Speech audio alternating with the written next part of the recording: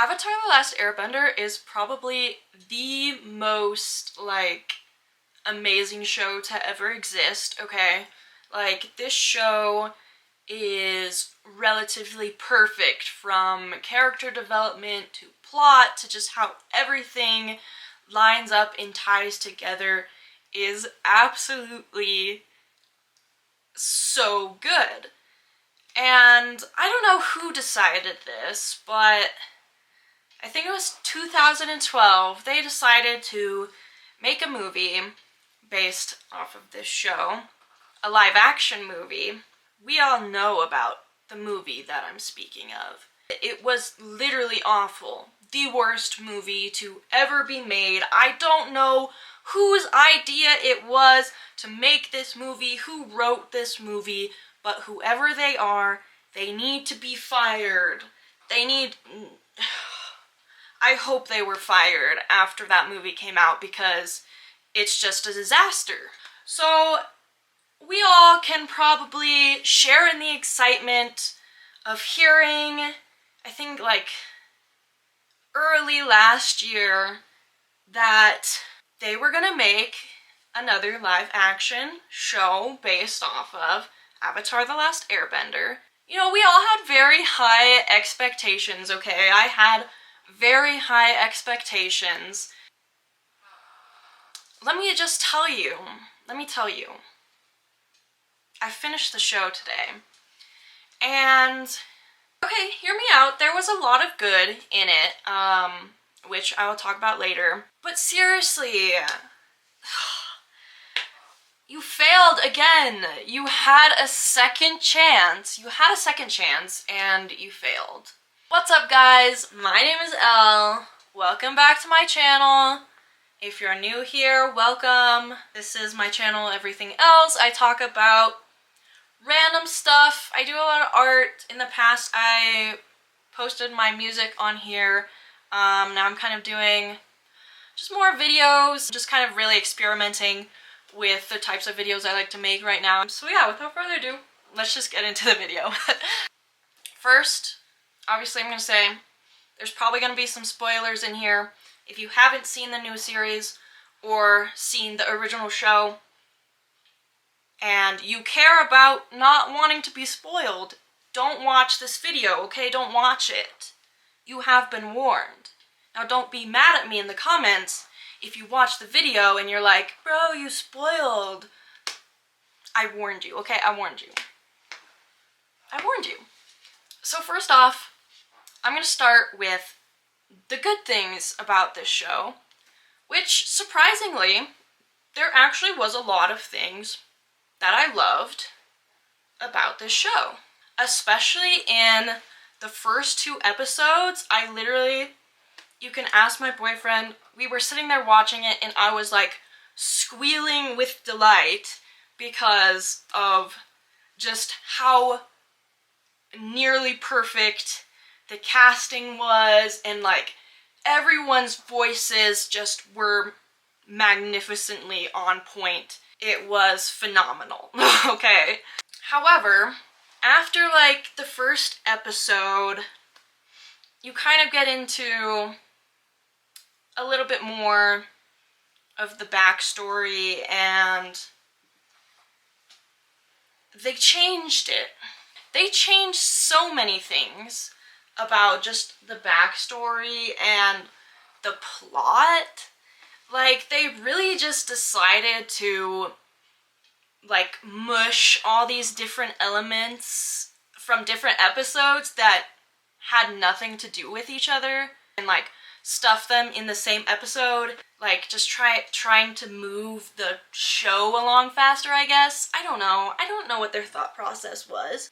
To compare to the original show, the original, like, backstory of Aang is he runs away after he overhears Gyatso talking about him being the avatar to the other monk people.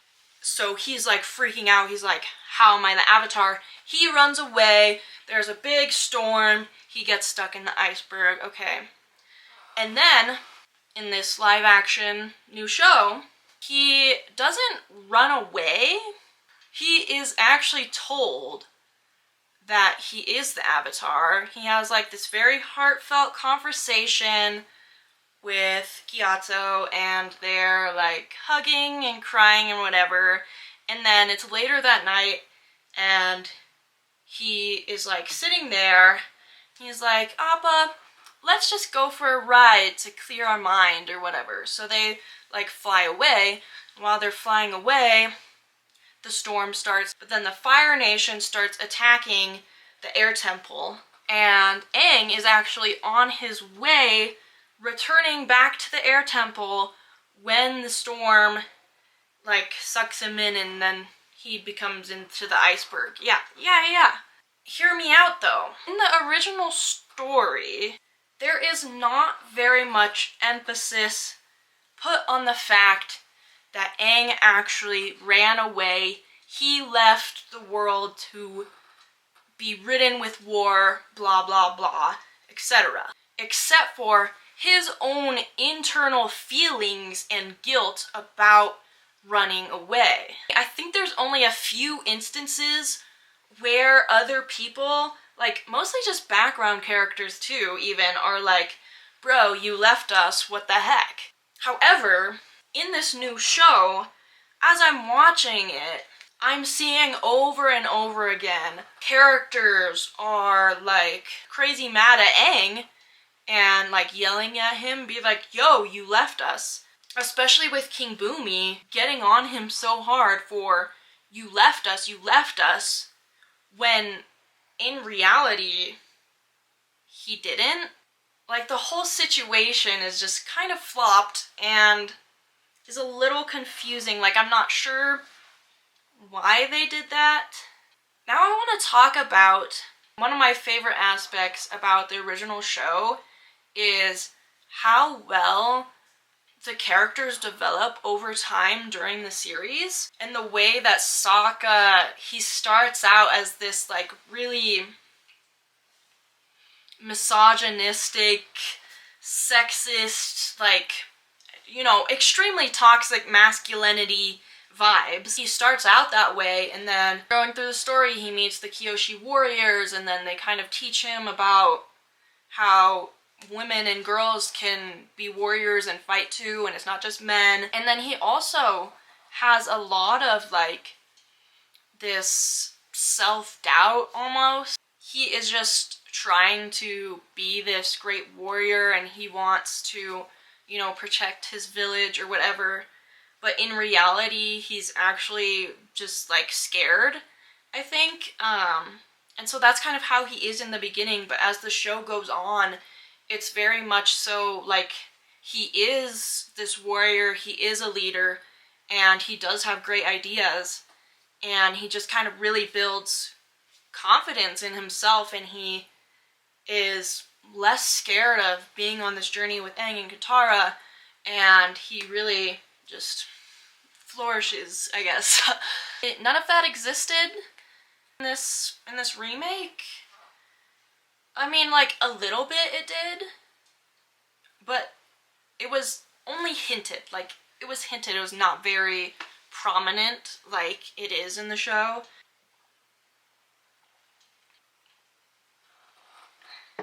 Can I just say, I think almost every single character in this show, regardless of if the plot or the story was messed up around that character, they were perfectly casted.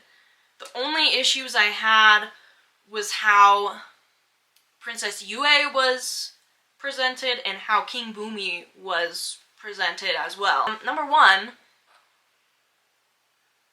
why is Yue wearing a wig? There were some scenes you could see the wig like coming off her forehead. She was good. I thought her voice was really perfect, and like her demeanor was pretty good.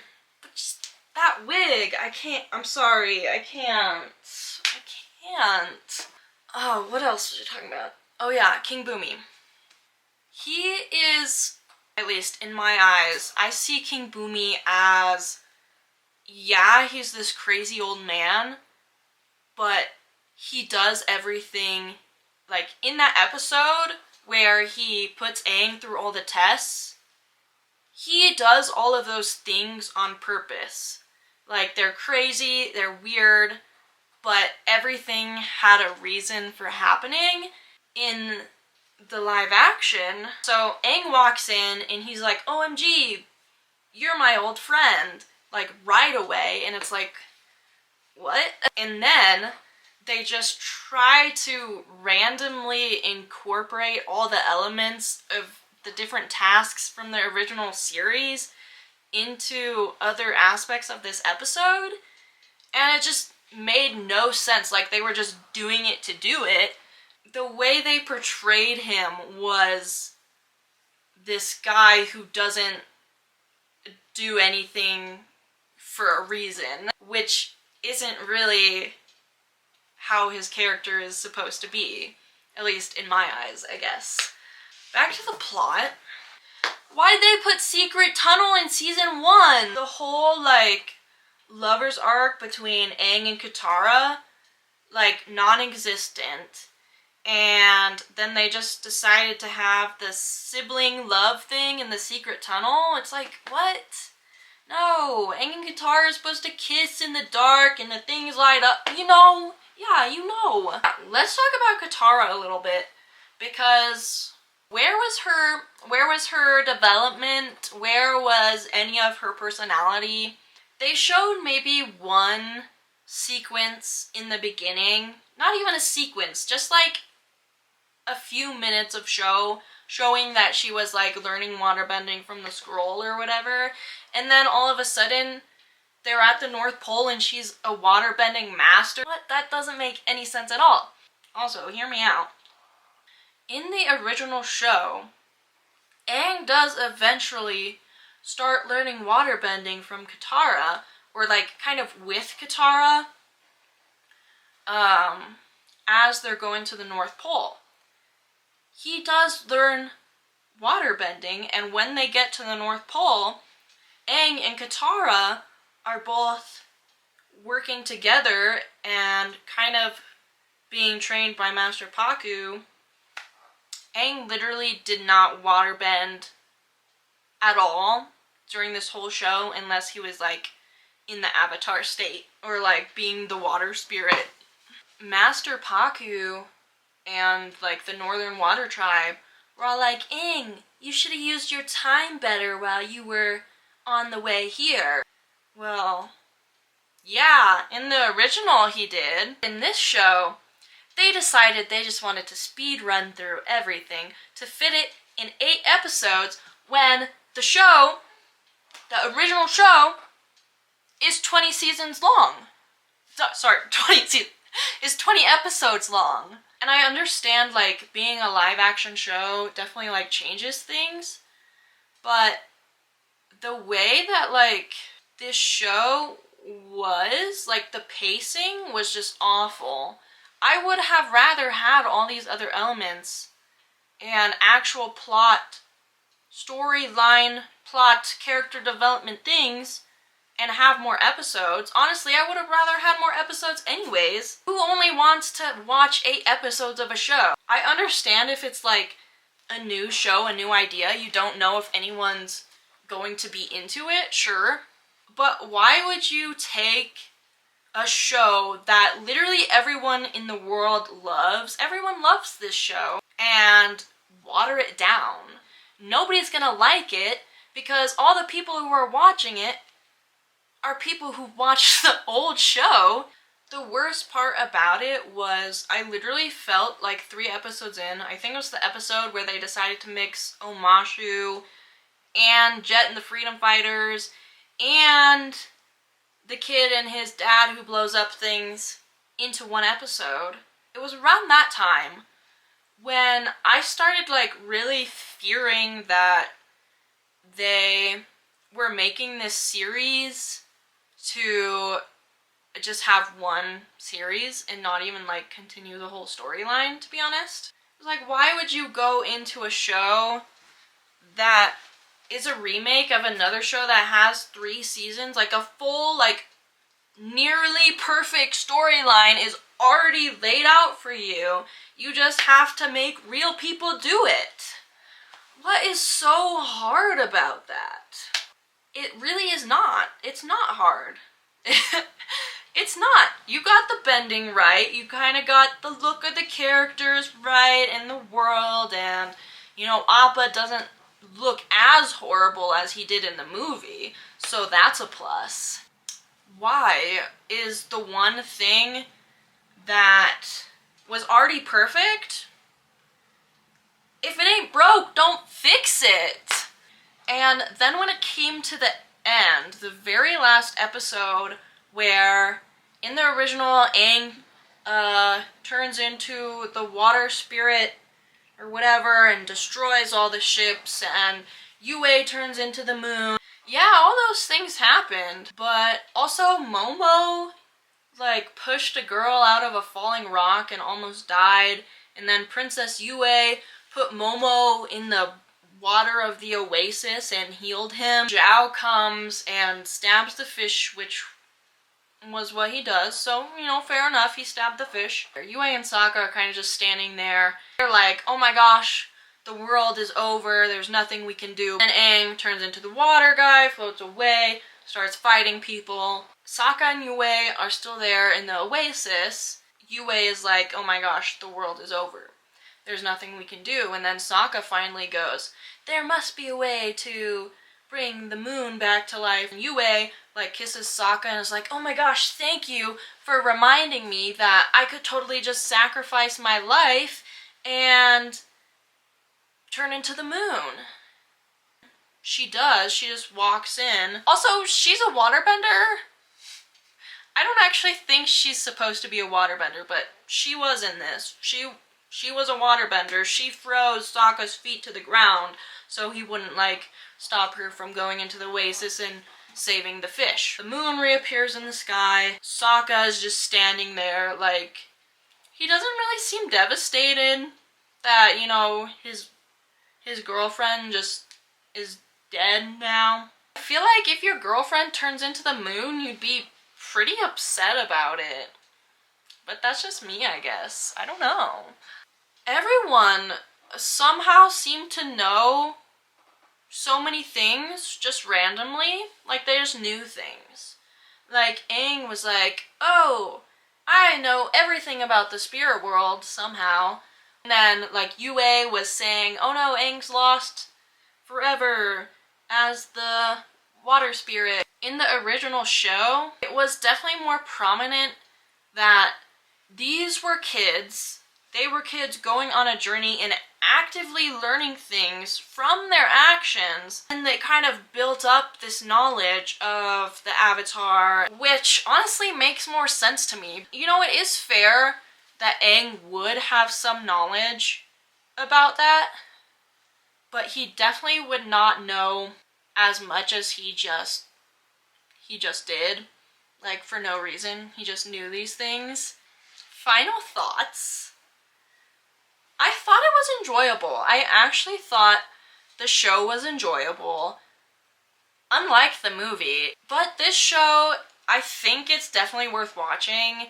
It is enjoyable. It's very, like, it made me so excited, especially in the beginning when, like, you would see certain characters or aspects come in and, like, the main, like, the gang, they're so perfect. The way Sokka, like, his voice is, and he, like, he portrays the character really well, I think. It's enjoyable. I don't know. I'd watch it.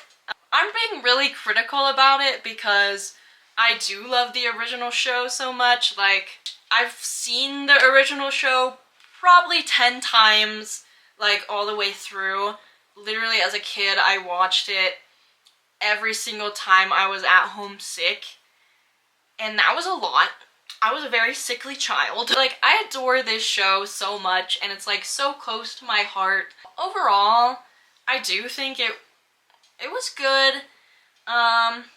Definitely could have been better, certainly.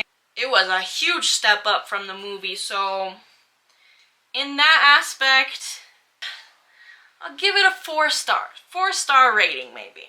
maybe 3.5 stars. Okay, that's my final rating. 3.5 stars. Thank you guys so much for watching this very long video rant of me talking about the most amazing show ever. Thank you for watching. If you liked what you saw, please like and subscribe. Please. Also, comment down below if you've watched the show, what your opinions are, and like if you kind of agree with what I'm saying. I don't know if I'm just like spewing out it that nobody else is thinking. Hopefully other people are thinking the same thing so I don't feel like an idiot. Yeah, let me know. Yeah, bye.